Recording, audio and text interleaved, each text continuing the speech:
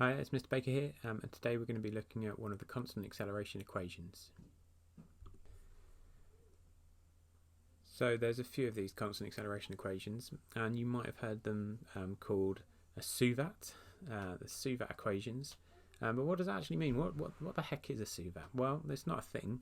A SUVAT, these letters stand for things. So an S stands for displacement, U stands for initial velocity, V stands for final velocity, A stands for acceleration, and T stands for time. And there's a group of equations that describe when we have something going, an object that's traveling with constant acceleration, and we can use these different things in different equations to find out what's going on. Okay, so let's start off with a bit of revision. So what is acceleration?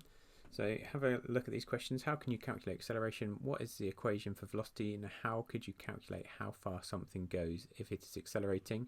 I want you to just pause the video here, see if you can either write out those answers or just think of those answers, and I'll go through those answers with you in a sec. Okay, so pause it there. Okay, have you done that? Okay, let's have a look. Okay, so how can you calculate acceleration? So acceleration is the change in velocity over time, or the change in velocity over a change in time as well. So that's what we would say. So that could be the final velocity, take away the initial velocity divided by time. What's the equation for velocity? So velocity is the speed in a given direction. A given direction is called displacement. So something that's got direction and has got a distance, we would call displacement. So the equation for velocity is displacement divided by time, or the change in displacement over time, or the change in time. And how could you calculate how far something goes if it's accelerating? So you could work out the average velocity and multiply by the time taken. We could use a speed time graph or a displacement time graph, and then we could work out the area of the triangle, or we could work out the area underneath the graph there, and then we could work out how far it's going as well. So hopefully you have got those. If you weren't sure about those, maybe have a look back at a couple of the lessons before.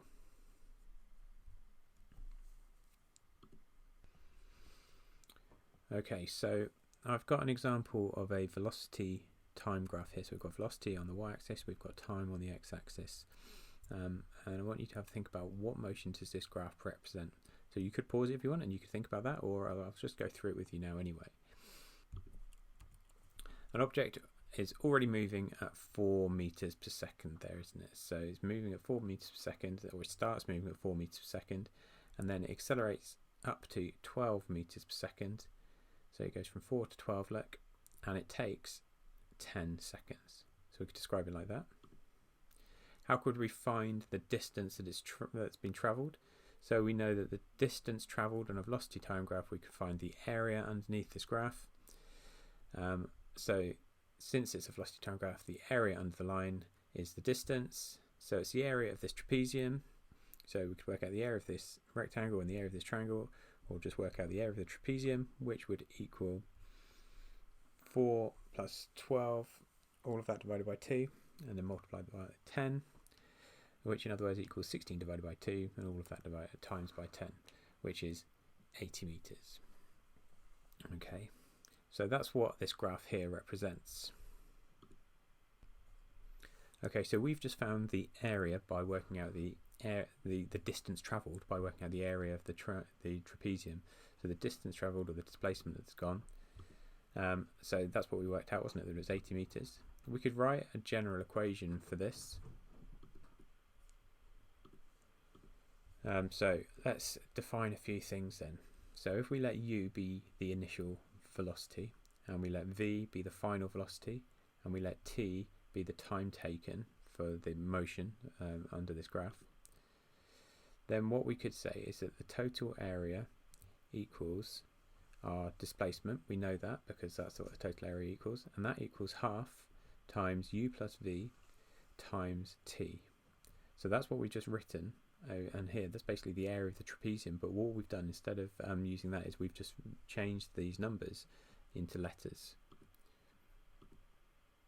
So since acceleration equals the change in velocity divided by time, then we could say that the acceleration times the displacement equals the change in speed, v minus u, divided by time, times half, and all in brackets u plus v, and then times t, and that equals half brackets v squared minus u squared.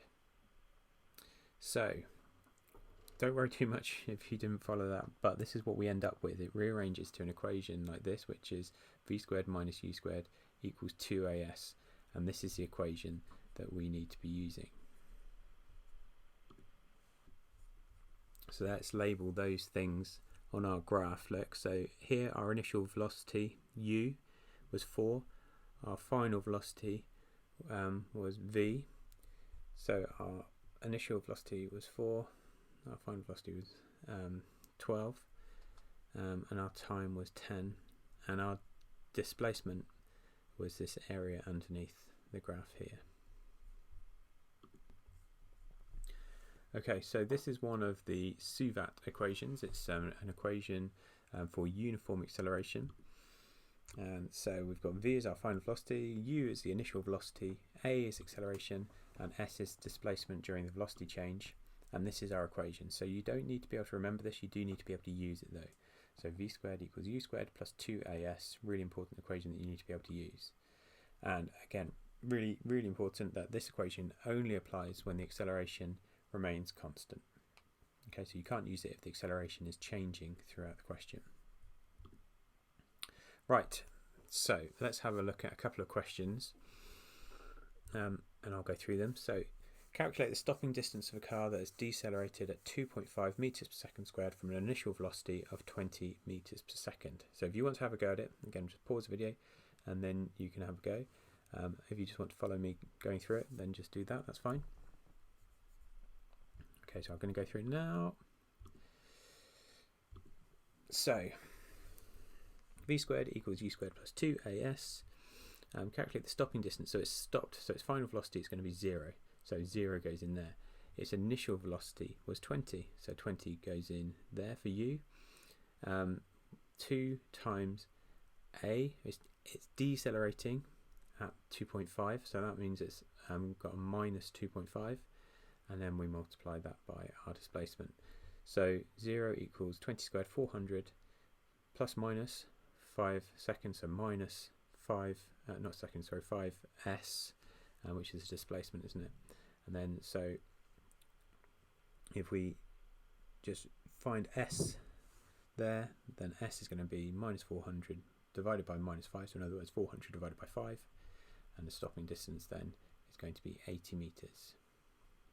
Okay, so it's actually just putting the numbers in, so being really sure what the numbers are that you've got, and putting them into the equation in the right place, and then just rearranging it. Alright, let's have a look at another one. So a ball is thrown upwards against gravity with an initial speed of 8 meters per second. What is the maximum height reached by the ball?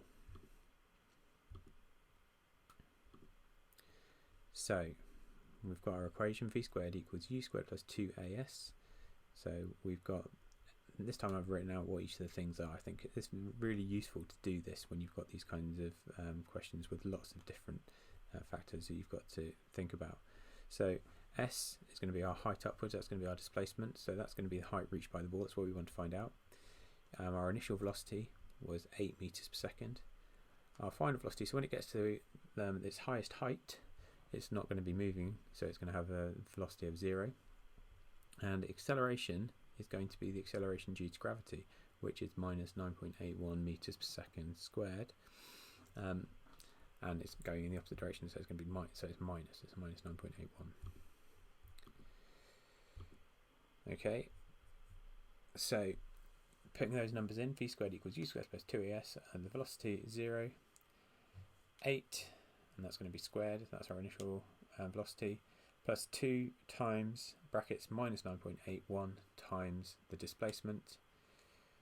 Working all of those things out, we get 64 because that's 8 squared, minus 19.62 because that's 2 times 9.81 times the displacement, minus 64 equals minus 19.62 times the displacement, or in other words 64 divided by 19.62 equals the displacement, so the maximum height is 3.26 meters.